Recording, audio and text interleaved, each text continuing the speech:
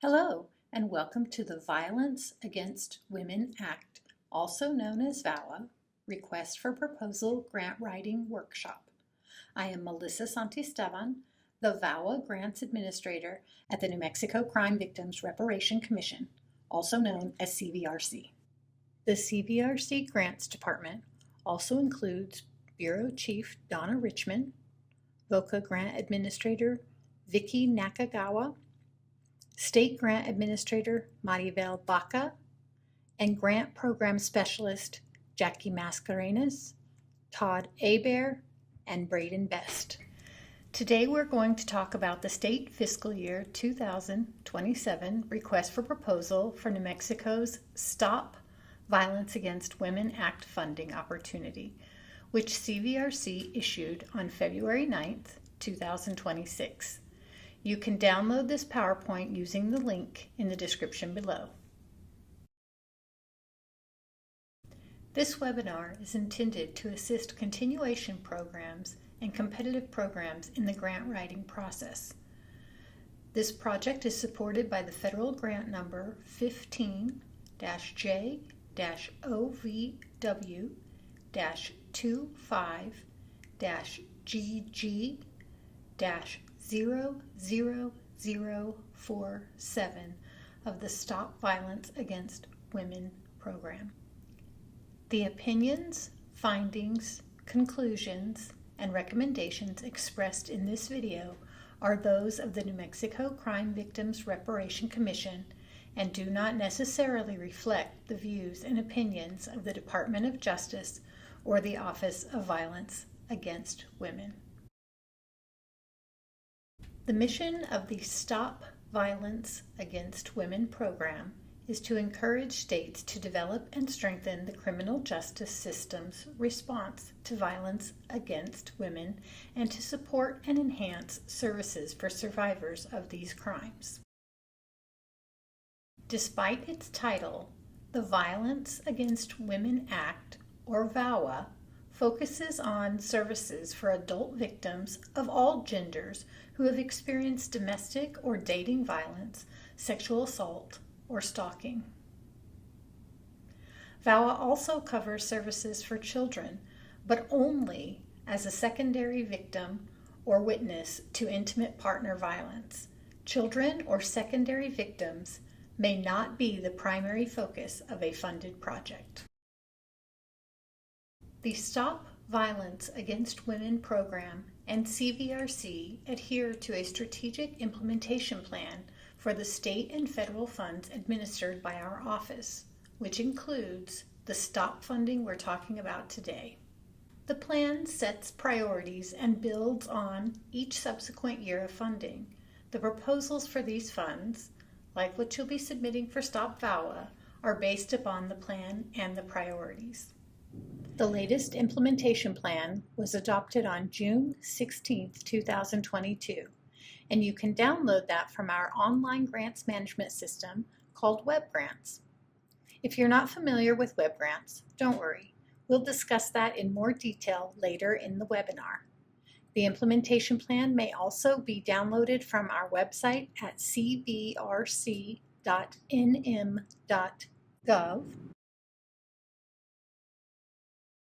Pay close attention to the goals and objectives on page 30 to 40 of the implementation plan.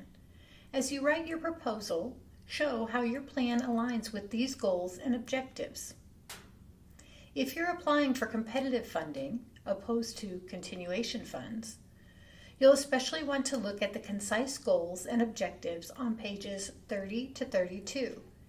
And the description of how STOP funding is used to meet the goals and objectives within the specific discipline you're applying under, whether that be victim services, law enforcement, prosecution, or courts. Turn to pages 38 and 39 to find out how the funding is used for underserved communities and cross-cutting efforts, which are multidisciplinary efforts and systems-level improvements like co-located services or cross-system data collection. The next section covers the mandatory Stop VAWA allocations. Federal guidelines dictate that at least 25% of these funds be awarded for prosecution purposes, at least 25% for law enforcement purposes, at least 30% for victim service purposes, and at least 5% to the courts. The victim services allocations are already met for this award by the continuation commitments, but victim services are still eligible to apply for discretionary funds. Remember, victim services must be for the VAWA eligible crimes of domestic violence, dating violence, sexual assault, or stalking. These services can include hotlines, legal advocacy, shelters, crisis intervention, and others. So if you are applying for continuation of victim services, make sure to read the section on page 40 of the implementation plan for more information on which services are eligible. There's also a sexual assault set-aside, where at least 20% of the STOP VAWA funds will continue to be allocated towards sexual violence. Historically, CVRC has worked toward equitable distribution of STOP VAWA funds between domestic violence and sexual violence service providers. Previously, STOP VAWA funds were used to establish the New Mexico Intimate Partner Death Review Team, which is a multidisciplinary group of professionals who meet regularly to review cases involving deaths related to intimate partner violence and sexual assault and produce an annual report with recommendations.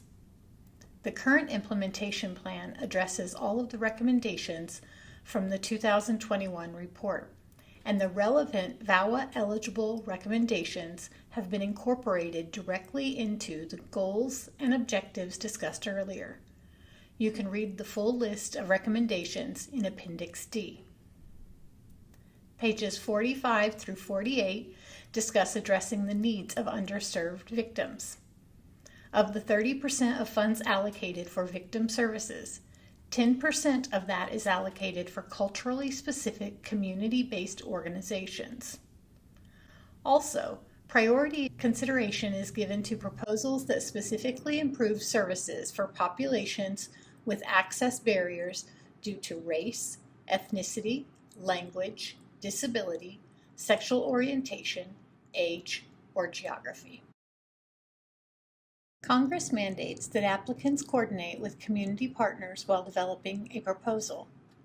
Proposals must list a minimum of 2 collaborative meetings with partners, such as nonprofit victim service providers and governmental entities providing victim services, that take place between the release date of this RFP and the date of submission. Meetings outside this time frame will not qualify. It is important to note that the meetings must discuss the proposal development. Consequently, ongoing community coordinated response and multidisciplinary team meetings do not meet this criteria. Agencies are required to work together. Proposals without sufficient collaboration are deemed ineligible, and proposals are commonly disqualified for a lack of qualifying collaboration. Now let's go over the request for proposal, or RFP, and how to submit that proposal. The RFP can be downloaded from WebGrants at nmcvrcgrants.com. It is also attached to the solicitation announcement that's being distributed statewide. While working on your proposal, have the implementation plan and RFP handy for easy reference, because your proposal should support the implementation plan priorities, the VAWA core priority services, and the RFP proposal requirements, process, and timeline.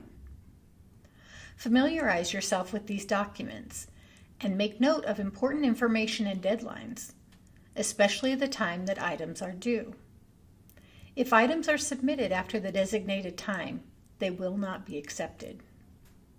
Here are a few important dates to add to your calendars now.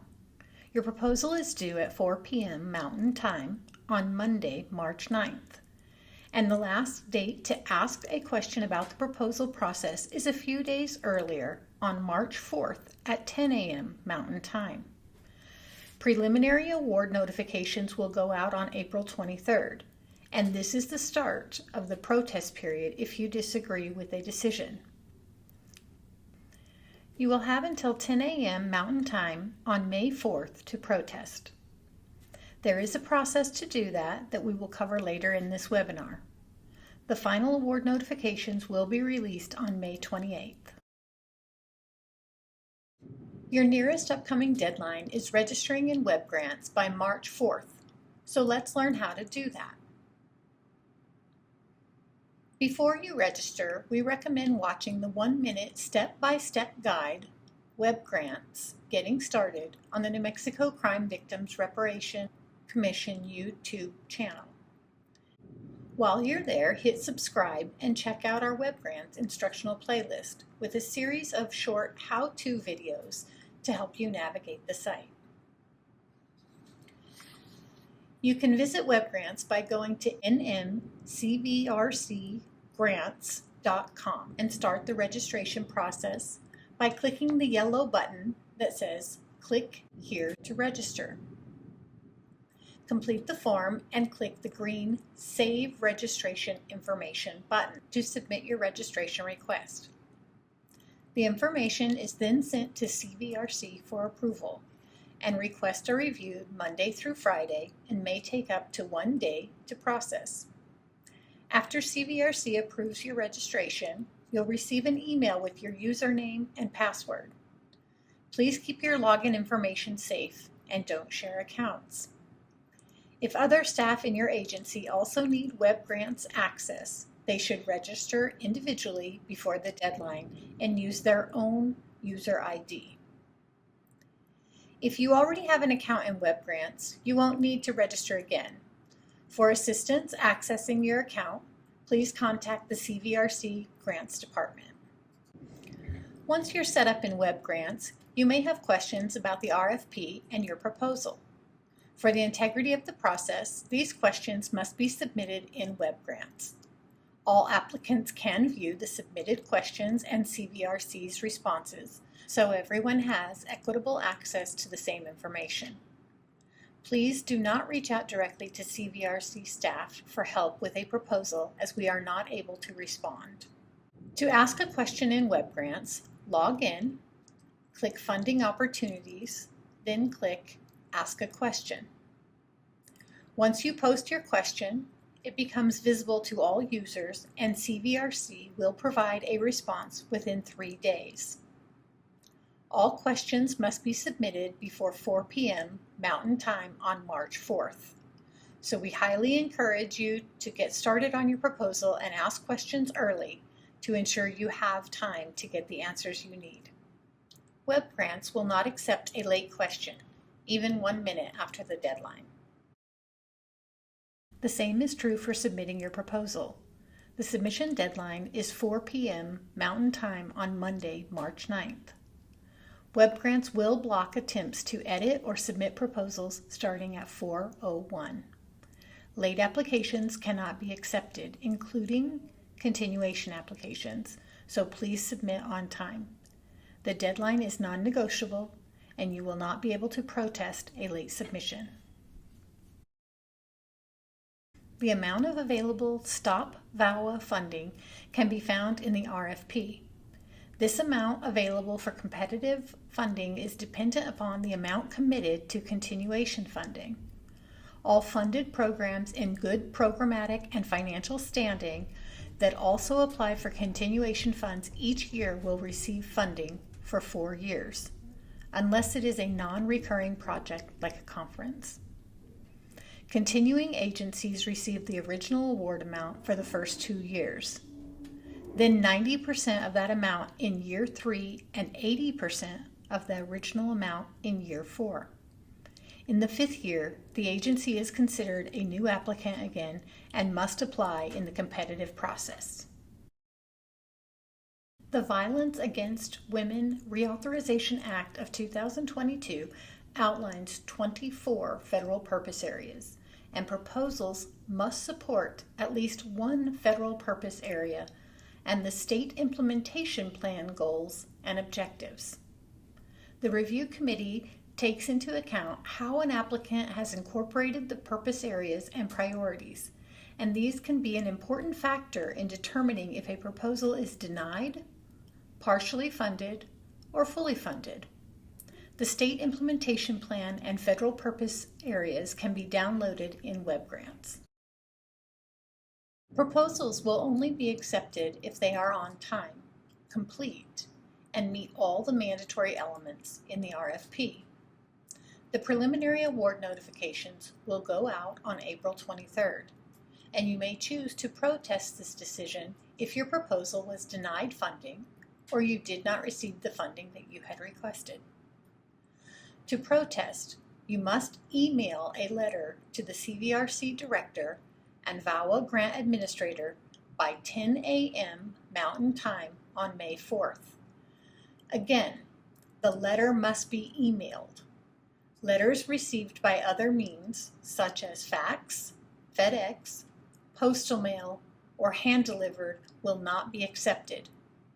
The letter must include the grounds for protest, supporting exhibits, and what you hope the ruling will be. To begin your applications, navigate to WebGrants and view the funding opportunity. If you are a continuing agency, you can copy a previous application to update here. For new or competitive applications, you can start a fresh application here. In the application sections, please remember that the project summary, the primary project components, the narrative, and the budget all need to support each other and be aligned. If you have a project summary that says you want to support a prosecutor, but your narrative talks about the need for an additional victim advocate, and your budget has an investigator, the Proposal Review Committee will recognize that inconsistency. It's really important that you ensure that this 750-character summary aligns with the budget, the goals and objectives, and the narrative. In the narrative section, all questions 1 through 7 are mandatory for all competitive proposals. The only question required for continuation projects is number 7, and 1 through 6 are optional if you are submitting a proposal for continuation funding. So there's no need for you to enter any information in 1 through 6. In Narrative 1, provide a comprehensive description of your agency's work with survivors. Please describe who your organization is and know that the Proposal Review Committee is comprised of people from around the state who understand survivor services, both governmental and non-governmental. This is an opportunity to be candid about the services that your agency is and is not providing.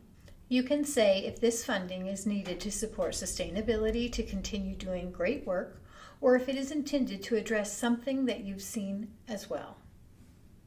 For Narrative 2, make sure that as you're identifying the target population, that this aligns with the goals and objectives, and that it is clear throughout the budget which positions are going to support that.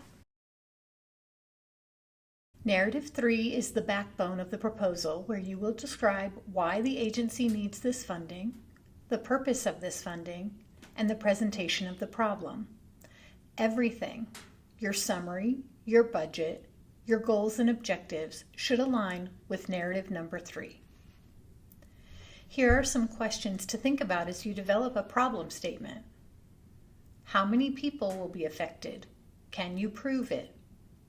Is it anecdotal? Are there statistics? If not, why are there no statistics? What's happening in your community, your agency, or the state that you need to address? What the impact is going to be on the criminal justice system and the targeted region that you're addressing. You should use accurate quantitative surveys, focus groups, intimate partner death review team information, sexual violence and domestic violence repository data to help support a statement. There's a lot of research in the state. You can go to all 3 coalitions, the New Mexico Coalition Against Domestic Violence, New Mexico Coalition of Sexual Assault Programs, and the Coalition to Stop Violence Against Native Women to gather information to demonstrate that you understand the needs of your program and agency and why you are applying for these funds. It should be clear and concise. Weak problem statements indicate to the Proposal Review Committee that you're not prepared as an organization to address the issue. Narrative 4, identifying underserved populations. How will they be affected? How will you provide linguistically and culturally accessible services? Narrative 5 is about your proposal's alignment with the implementation plan and federal purpose areas. How do you address the implementation plan and the federal purpose areas? You can view the federal purpose areas, which include 4 new ones added by the 2022 VAWA Reauthorization Act, by downloading the document in the funding opportunity in WebGrants. It's very important to talk about how this proposal is meeting the needs that we have identified as goals for our state and how it meets the purpose areas outlined by the federal government. In Narrative 6, identify your project partners candidly and honestly. We've had proposals that identify organizational partners that the review committee knows don't collaborate with each other. Demonstrate how you have meaningful collaboration. Your response can also identify how you'll be addressing siloing and a lack of collaboration. Number 7 is the question that is mandatory for everyone, both competitive and continuation proposals. You must describe your limited English proficiency and accessibility plans, and how your agency supports those costs, including transportation barriers and accommodations for individuals with limited English proficiency or those who are deaf and hard of hearing. Meaningful collaboration is mandatory. The mission of the STOP grant is to develop partnerships to decrease the incidence of violence against women, so applicants should not be working in silos. Your organizations must demonstrate collaborative partnerships and resource sharing for mutual gain. Collaborative agencies should benefit by grant funding in some way, such as training or assistance. If they are making a commitment to you, you should be making a commitment to them. Collaborative agencies should be a part of the planning process and not brought in only when an MOU or other support letter is needed. This is a very important part of the proposal, and qualifying collaborative meetings must have taken place during the RFP period. Evidence of strong collaboration must be included in the proposal. The next part of the application is checking the appropriate federal purpose areas. Aligning with at least one of the 24 federal purpose areas is mandatory.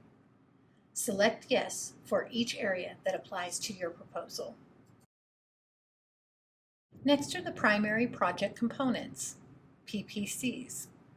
The PPCs are a roadmap and a game plan, so these goals need to be measurable with supporting activities on a timeline with an evaluation process. The first step of writing your PPCs is establishing a realistic and reasonable goal that relates to the problem in your Narrative 3 response. This goal statement must flow logically from that problem statement, and you'll describe how this project is going to identify and address the problem you've already discussed in the application. This should not be a large-scale societal goal like ending gender-based violence or achieving world peace. You should focus on something that's measurable and within your agency's control. For example, increasing the number of domestic violence victims who receive legal assistance and obtain the orders of protection is a better goal than reducing the incidence of domestic violence in the county. That is because it is focused on what your agency can realistically achieve and measure with its funding. As you develop your goals and objectives, remember that they must be measurable. You can use words like maintain, increase, decrease, enhance, but be specific. For example, if you want to improve prosecution rates by 20%, include what the starting base would be and what that improvement would look like. If prosecution is at a 7% conviction rate now, and you want to improve that to 20%, then the review committee needs to know what the change is going to look like, how you're going to implement it, what the objective is, and that you understand the goal. Objectives should be SMART: specific, measurable, action-oriented, realistic, and time-bound. Again, if you're using percentages, such as an increase or decrease, make sure that you have a baseline of implementing activities or those activities that you must do to carry out the objectives. They should be listed within the timeline. The impact shows how you can prove that you did the activities and how you're going to measure that. An example is providing training to law enforcement in San Juan County by conducting one training per quarter. That's measurable and on a timeline. By this point, you've written your narrative where you've talked about the problem and it ties into the summary. You've aligned these with your goals and objectives and know how you're going to measure them. So now it's time to work on the budget. If different people are working on different sections, for example, your CFO may be doing the budget, it's important to work together to ensure all the items support one another. For example, if you ask for a prosecutor in your narratives and PPCs, but the CFO creates a budget with an advocate, that's an issue. Work together as a team to make sure that the budget reflects the activities in the primary project components and addresses the problem statement identified in the narrative. Before submitting a budget, please check that it is realistic and aligned with the problem statement and the activities. Also check that the budget is rounded to the nearest dollar, such as $25,000, not $25,000.42. You can have a specific dollar amount like $24,742, which shows that you've really thought about the cost, but please don't add the 42 cents.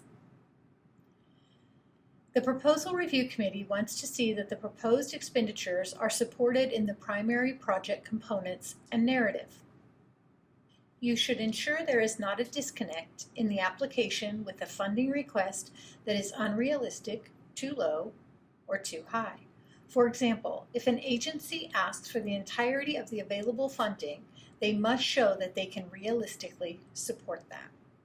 Follow the instructions to submit your proposed budget through the WebGrants application, and check that it follows the grant guidelines. Your budget is rounded off to the nearest dollar, the match, if applicable, is correct, and your budget aligns with the narratives and PPCs. Some agencies must provide matching funds for 25% of a project, and this needs to be included in their proposed budget. All governmental agencies, like prosecution, law enforcement, and the courts, must provide match and cannot apply for a match waiver. Tribal and nonprofit and non-governmental agencies using the requested funds to provide direct services do not have to provide a match. Nonprofit agencies using the funds for other purposes may apply for a match waiver.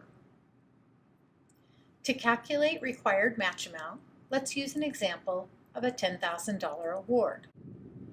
Multiply 10,000 by 0.25 or 25%, then divide by 0.75 or 75%, which gives you the required match amount of $3,333. An easier way to find this amount is to divide your award by 3. So take the $10,000 divided by 3 also produces $3,333. If a tribal or nonprofit non-governmental service provider would like to use STOP funding for a project outside of direct service activities, they can complete the match waiver request form. Again, governmental organizations are not eligible to apply for a match waiver. Matching requirements can be met with cash or in-kind matches, like volunteer time, interns, or donations of expendable equipment or office supplies. You cannot use other federal funding sources as a match. All applicants must certify that they have meaningfully collaborated with non-governmental victim service providers on the development of a proposal. Proposals must have a minimum of 2 planning meetings and list the dates and contents of the meeting on the certification of consultation form. This form should be signed by an authorized individual of the agency. Again, qualifying meetings must take place between the date of this RFP and the date the proposal is submitted. Remember, ongoing meetings like CCRs and MDTs are important, but they are not eligible for this certification. VAWA requires that these meetings must discuss the development of the proposal. Meaningful collaboration can look like resource sharing, service coordination, and other mutually beneficial commitments.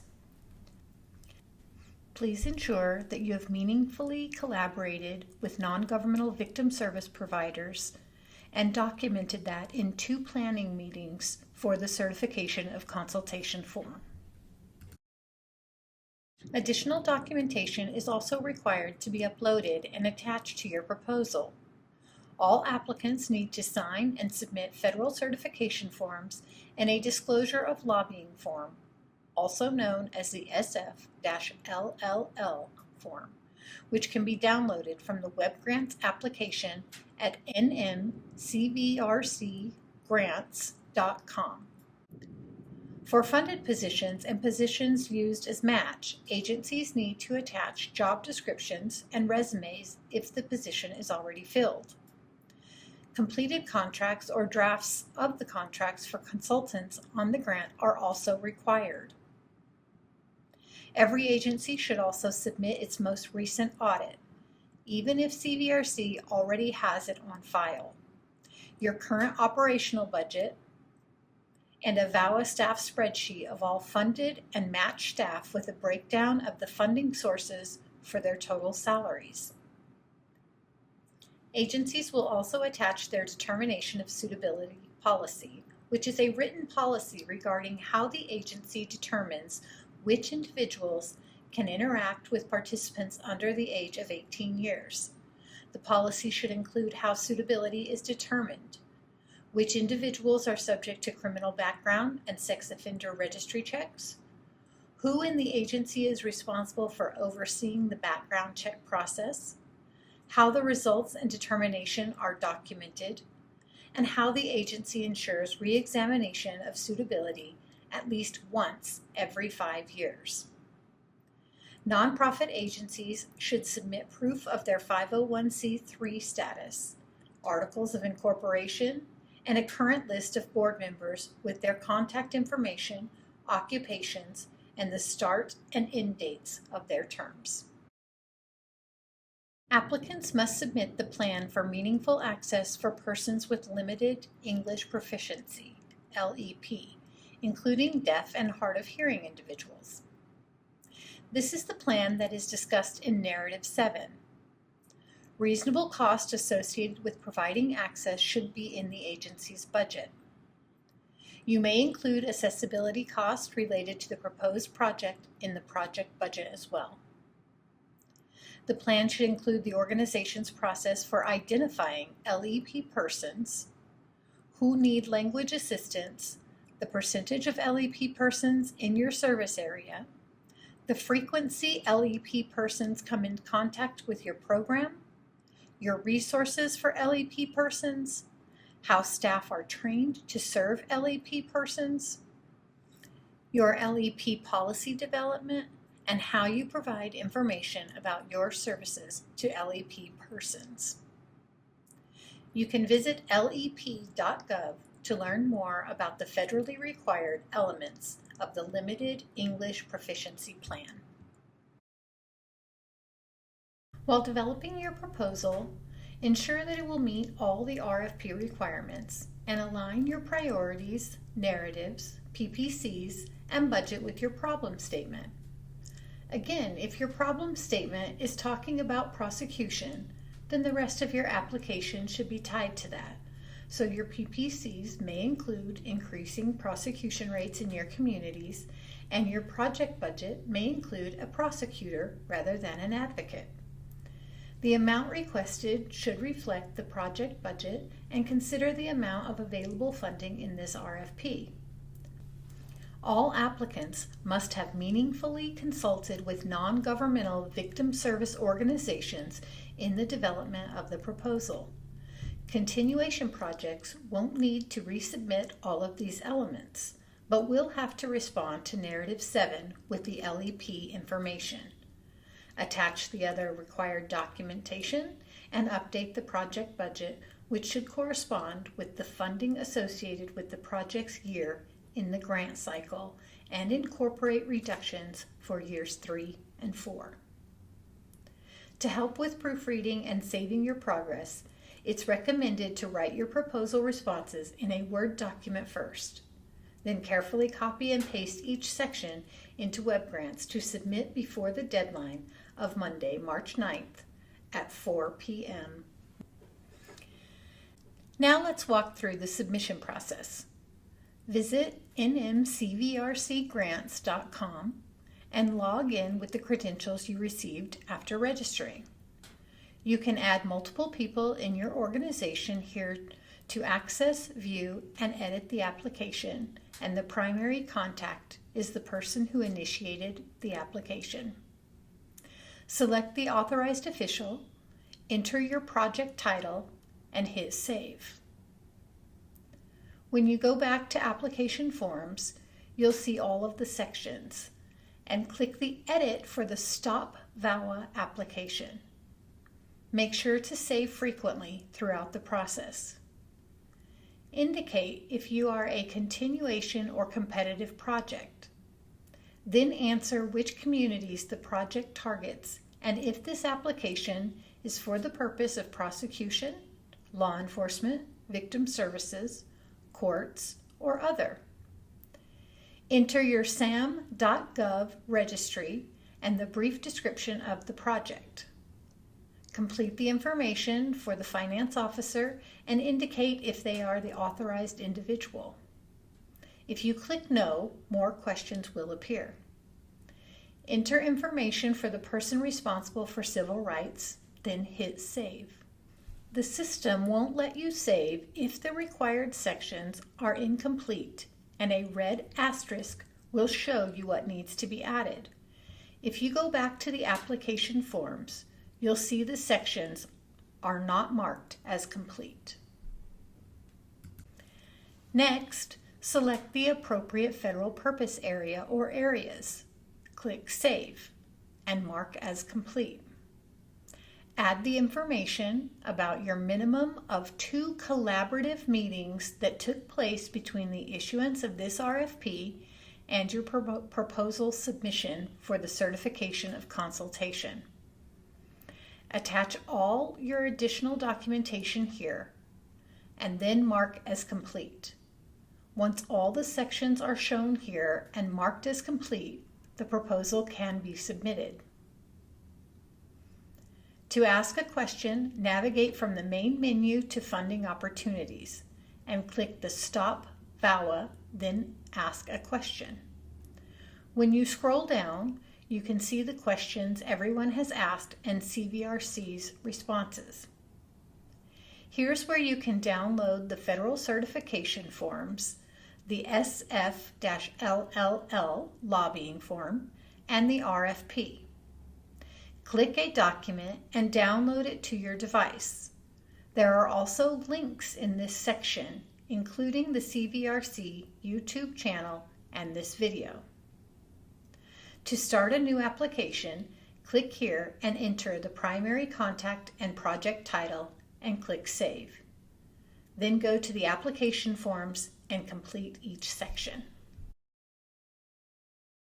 If you need technical assistance, please contact me, Melissa Santisteban, the VAWA Grants Administrator, at melissa.santisteban@cvrc.nm.gov or at 505-709-0485.